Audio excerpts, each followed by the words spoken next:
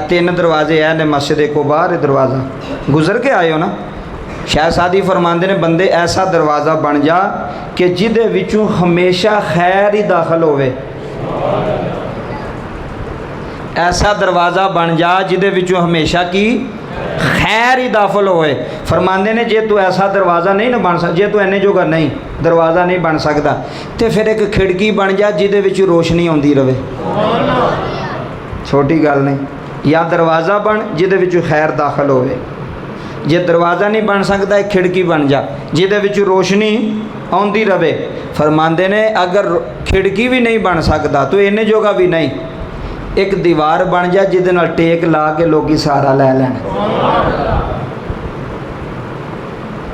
कोई ऐसी दीवार बन जा वे तेरी वजह तो कई बंदे, तेरी वजह तो कई बंदियां दा सहारा होवे। ऐसी दीवार बन जा या ऐसी खिड़की बन जा जिदे विच रोशनी आवे, फायदा होवे लोगां नूं।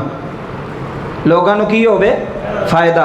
अगर तेरे कोल नुकसान नहीं ना हो रहा बंदियां नूं ते तू मोमिन है, तू ईमान वाला है, तेरे विचों खैर निकलनी चाहिए। कोई बंदा वेखे तो तेनों आखे यार मैं पहली बार यह मुंडा वेख्या कदी गाल ही नहीं कढ़ी इन्हें। है जे ऐसे दुनिया दे ऐने भी मुक गए ने, मुके नहीं। यार है वेखो मुंडा बड़ा चंगा है, कदी इन्हें गाल नहीं कढ़ी, इन्हूं जिन्नियां मर्जी गल्लां कर लो कदी इन्हें गुस्सा नहीं किया।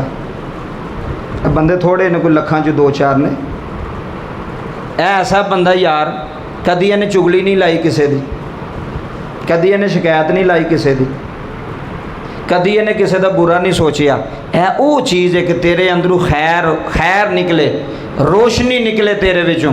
या ऐसी दीवार बन जा कि लोग तेरे नाल सहारा ला के खड़े होण। अपने वास्ते ना सोच, लोगों वास्ते सोच, इंसानियत वास्ते सोच। अपने वास्ते सारे सोचते हैं।